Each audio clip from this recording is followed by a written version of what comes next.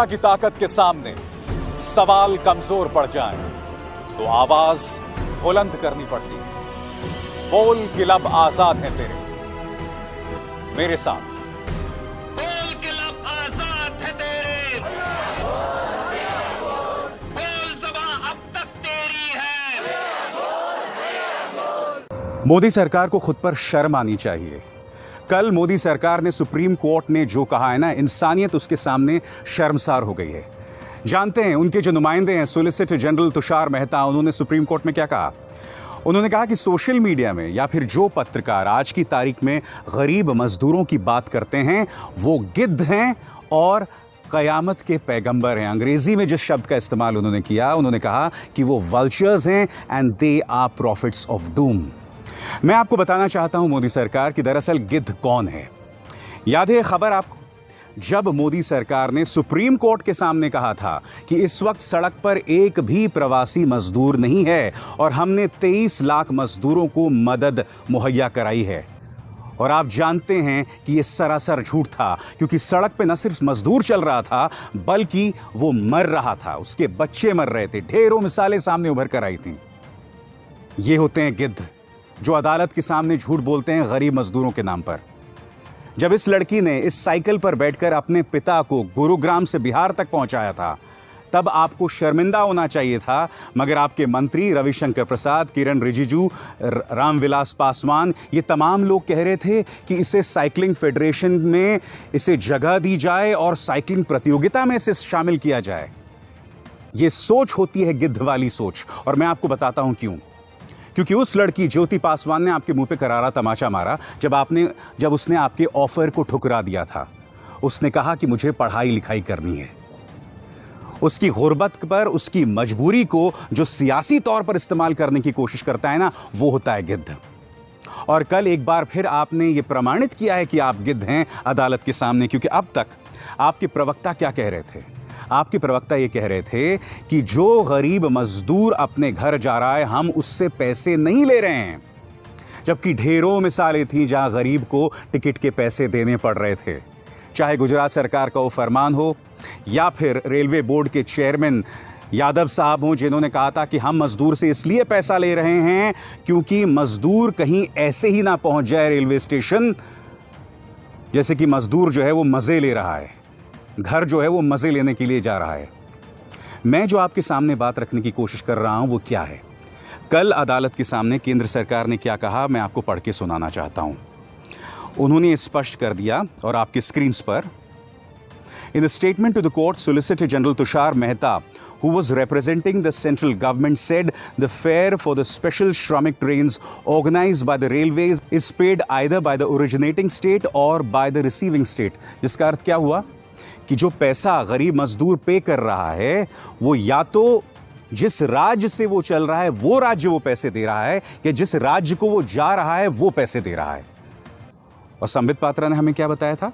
संबित पात्रा ने हमें यह बताया था कि 85% जो है वो भारत सरकार पे कर रही है, जबकि आप इस बात को बखूबी जानते हैं कि करीब 90% जो है वो पहले से ही सब्सिडी का हिस्सा बन चुका था। क्योंकि एक तरफ जो है वो सरकार करीब 43% सब्सिडी पे करती है, और वापसी में क्योंकि ट्रेन खाली आ रही होती है तो उसका तो जाहिर सी बात है 43 + 43 86 तो यही हो जाते हैं, प्लस सोशल डिस्टेंसिंग या फिजिकल डिस्टेंसिंग के चलते जो मजदूर दूर दूर बैठे होते हैं उसका किराया अलग से होता है।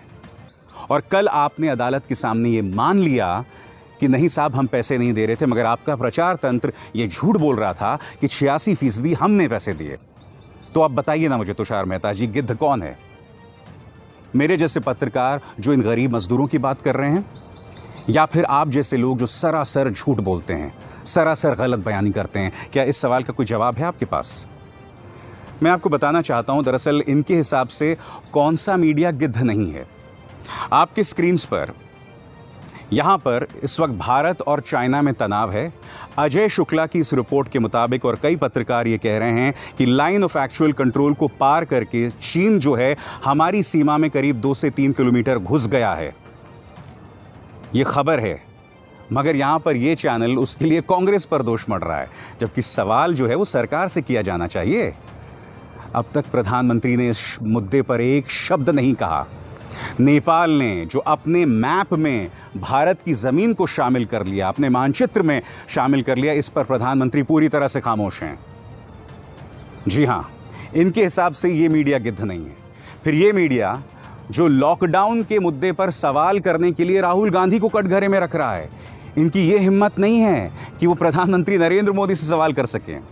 और ये देखिए, ये इमरान खान से सवाल कर रहे हैं, ये नहीं कि अपनी सरकार से भी सवाल करो कि भाई क्या हो रहा है कोरोना संकट में। ये पाकिस्तान पहुंच गए। और अब मैं आपको एक कॉमेडी दिखाना चाहता हूं दोस्तों। ये वो मीडिया है जो मोदी सरकार की पसंदीदा मीडिया है।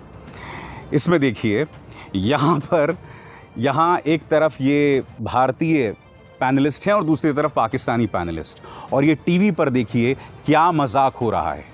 देखिए किस तरह से एक जो है दूसरे को मिसाइल दिखा रहा है, मॉक मिसाइल, और दूसरा एक तीर। ये मजाक चल रहा है आज की तारीख में गोदी मीडिया में, जो इस सरकार की पसंदीदा मीडिया है। और अब मैं आपको एक ऑडियो सुनाना चाहता हूं रिपब्लिक टीवी का, जो मुझे ट्विटर पर मिला, जो मुझे व्हाट्सएप पर मिला। यहां पर आप इस ऑडियो में सुनिए, ये एंकर जिस पर FIR पहले से ही दर्ज है गलत बयानी को लेकर, समाज में हिंसा भड़काने को लेकर, ये किस तरह से टिड्डी बिरयानी की बात कर रहा है। जी हां, सुनिए। नहीं बचे, सबको तो हमने सूली पर चढ़ा दिया, तो पाकिस्तान अब टिड्डियों को आतंकी बनाकर भारत भेज रहा है। आधे पाकिस्तान पर टिड्डियों का कब्जा हो गया, और कश्मीर की तरफ आंख उठाने वाला पाकिस्तान कराची की टिड्डियों से भी नहीं बचा पा रहा है। ऐसे कमजोर और कायर पाकिस्तान से पूछता है सारा भारत दोस्तों कि क्या आतंकियों के बाद भारत में टिड्डियों वाली साजिश कर रहा है पाकिस्तान? भारत को धमकी देने वाला पाकिस्तान क्या टिड्डियों से ही हार गया है? तो मैं जानना चाहता हूं ना, आपके हिसाब से ये मीडिया कौन सा मीडिया है तुषार मेहता साहब? नहीं, तुषार मेहता को मैं क्यों दोष मढ़ूं? तुषार मेहता मोदी सरकार के नुमाइंदे हैं, लिहाजा दोष आपका है। गरीबों के नाम पर मोदी सरकार कितनी बड़ी गिद्ध है वो प्रमाणित हुआ है कल सुप्रीम कोर्ट में उनके बयानों के जरिए। और सुप्रीम कोर्ट ने दूसरी बार जाके इस मुद्दों को सुओ मोटो लिया है और कहा है कि जो गरीब प्रवासी मजदूर सड़क पर चल रहा है उसके लिए सरकार कुछ काम करे। आपको याद होगा पहले भी ये मामला सुप्रीम कोर्ट में आया था, मगर सुप्रीम कोर्ट ने कह दिया था देखिए हमें इससे कोई लेना देना नहीं है, ये मुद्दा तो राज्य सरकारों के तहत आता है। मैं आपको बताना चाहता हूं, कल आखिरकार जब सुप्रीम कोर्ट नींद से जागा तो उन्होंने 5 कौन सी बातें कहीं, और 5 बातें जो हैं करारा तमाचा है केंद्र सरकार के मुंह पर। पहली बात जो आपकी स्क्रीन पर, जब भी कोई राज्य सरकार ट्रेन के लिए गुजारिश करे तो रेलवेज को उसे तुरंत मुहैया करानी चाहिए।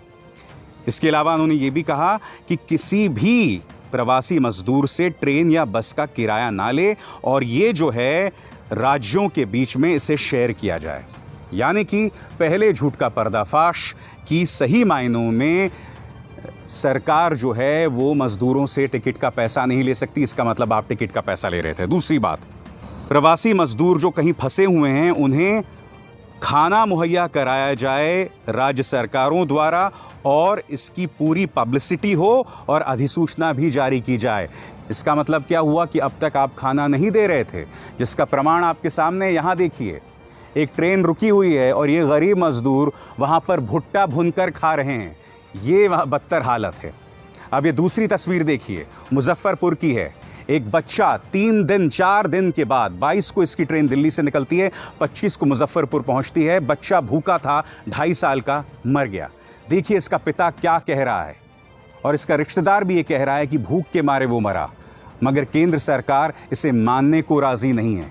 सुनिए। बैठे थे उसके दानापुर से बैठे थे। कहाँ के रहने वाले हैं आप? हम बेतिया जिला के हैं। तो यहाँ कितने बजे आए हैं आप? हम यहाँ पे आए हम 10 बजे। 10 बजे। जानकारी मुजफ्फरपुर में पदाधिकारियों को जानकारी दिया कि बच्चा सीरियस है? बहुत बोला कि पुलिस वाले के भी बोला, उसके बाद कह रहे हैं कि अभी और ट्रेन जाएगा तो बस जाएगा, उसके बाद कह रहे हैं कि अभी नहीं जाएगा तो अलाउंस करेगा। ऐसे करते होते हम लोग, गाड़ी वाला मांग रहा है कि हम 12,000 रुपया लेंगे तब जाएंगे, तो हमारे पास तो 12,000 रुपया है नहीं। आप क्या करते हैं? हम दिल्ली में पेंट करते हैं। चले कब थे दिल्ली से? हम दिल्ली से दिल्ली में चले हैं, वहाँ से 20 तारीख के चले थे। 21 के मेडिकल हुआ, अब 22 के हमारे के गाड़ी पे बैठाया। आज देख लो कितना तारीख हो गया। भूख के कारण अब आप बताइए ना, गिद्ध कौन है? केंद्र सरकार या वो पत्रकार जो केंद्र सरकार को कटघरे में रखते हैं, या वो लोग जो सोशल मीडिया में लिख के कहते हैं कि सरकार क्या कर रही है? तीसरी बात, जहां से रेल यात्रा शुरू होती है वो राज्य सरकार मजदूरों को खाना मुहैया कराएं, पानी मुहैया कराएं, उसी तरह से रेलवेज भी उन्हें खाना और पानी मुहैया कराएं। ये बात सुप्रीम कोर्ट आखिर क्यों कह रही है? क्योंकि ढेरों दास्तानें इस तरह से सामने उभर कर आई हैं कि किस तरह से ट्रेन्स में 50-50 घंटे 3-3 दिन तक लोग भूखे रहे। सरकार तो ये भी मानने को तैयार नहीं है कि लोग भूख से मर रहे हैं। ये तस्वीर याद है आपको? इस मां की लाश के पास उसका बेटा इस तरह से घूम रहा है। तुरंत रेलवे मंत्रालय जो है एक फरमान जारी कर देता है, और वो फरमान में क्या कहता है कि नहीं, ये औरत जो है वो भूख और प्यास से नहीं मरी, ये औरत दरअसल बीमारी से मरी है। अब आप खुद सुनिए, उसका जीजा जब तुरंत उसकी मृत्यु हुई थी उसने स्पष्ट कर दिया था कि वो बीमारी से नहीं मरी है। सुनिए। जो मरी है वो आपकी कौन है? साली है। कैसे मरी? ये ऐसे ही मरा है अचानक। कुछ बीमारी पहले से? बीमारी उमारी कुछ नहीं था, मतलब खाना वाना मिला था पूरा? खाना वाना सही मिला था, पानी का बोतल हर चीज़ मिला था। अब इसमें आपने सुना, उसने दो बातें कही कि वो बीमारी से नहीं मरी, मगर उसने ये भी कहा कि खाना और पानी मिला था। मगर क्या आप जानते हैं, जब ये घर पहुंचा, जब सरकारी तंत्र का इस पर दबाव नहीं था, तब इसने बोला कि वो भूख की वजह से मरी है। सुनिए पूरा उसका बयान। क्या हुआ था? जैसे हम लोग गुजरात से चले थे, 3 दिन लगा था आने में। ट्रेन में कुछ खाने पीने का नहीं मिल रहा था, या पानी वानी कुछ नहीं मिल रहा था। ये जो ना गर्मी की वजह से और पानी खाना की वजह से तरफ तरफ के मारा था इसने। वो बोला गया कि पानी वानी का व्यवस्था है? पानी वाने का कुछ चीज का व्यवस्था नहीं था, ना खाना वाना का किसी चीज का व्यवस्था नहीं था वहाँ पे। अच्छा। खाने के लिए तरफ तरफ के मारा है, खाने के लिए। अच्छा, कोई व्यवस्था नहीं दिया पानी? नहीं, किसी चीज का व्यवस्था नहीं दिया। इससे पहले जो मेरे से बयान लिया गया ना, तो उस टाइम मैं टेंशन में था, इसलिए मैंने कुछ और बोल दिया था। अच्छा, इसलिए एक्चुअली मौत कैसे हुआ है? मौत वो खाने वजह से हुआ है। खाना वाना मिला ही नहीं है ट्रेन में, पानी वानी कुछ मिला ही नहीं था ट्रेन में। अच्छा, कुछ व्यवस्था था ही नहीं ट्रेन में। कुछ बोले थे कि मानसिक रूप से विकसित नहीं, वो सिर्फ गलत था। वो तो एक ही टेंशन में बोल दिया था उसने। उस टाइम तो दिमाग ही कुछ खराब था सबका। मेरा खुद दिमाग काम ही नहीं कर रहा था उस टाइम। मीडिया वाला आके सवाल से सवाल पूछ ही जा रहा था, उस टाइम हम क्या जवाब दूं, खुद मुझे समझ में नहीं आ रहा था। अच्छा, तो तुम बोले नहीं पानी वानी का व्यवस्था नहीं? तुम हम तो वो भी बोल रहे हैं कि पानी वानी खाना वाना का किसी चीज का सुविधा था ही नहीं वहाँ पे। तो इस तरह से जब गरीब मजदूर मर जाता है और सोशल मीडिया पे या मेरे जैसे पत्रकार उनके दर्द को आपके सामने रखते हैं, तो ये केंद्र सरकार उन्हें गिद्ध कहता है, ये केंद्र सरकार उन्हें कयामत का पैगंबर कहता है। कयामत तो दिख रही है भारत की सड़कों पर, भारत के गाँव में, भारत की ट्रेनों में। उसको आप कैसे भूल सकते हैं तुषार मेहता साहब? वाकई बहुत दुखद और बहुत ही वाहियात तर्क जो है केंद्र सरकार ने कर सुप्रीम कोर्ट के सामने रखा। मैं उम्मीद करता हूं कि आने वाले दिनों में सुप्रीम कोर्ट कटघरे में रखेगा केंद्र सरकार को, क्योंकि केंद्र सरकार न सिर्फ नाकाम रही है, जैसे कि आप जानते हैं सिर्फ 4 घंटे का वक्त गरीब मजदूर को दिया गया लॉकडाउन के लिए, और यही नहीं उसके बाद भी अपनी गलतियों पे इस तरह से ये लोग पर्दा डालते रहे। तो आज आपके सामने यही सवाल है, और वो सवाल यही है कि क्या ये केंद्र सरकार गिद्ध है या नहीं।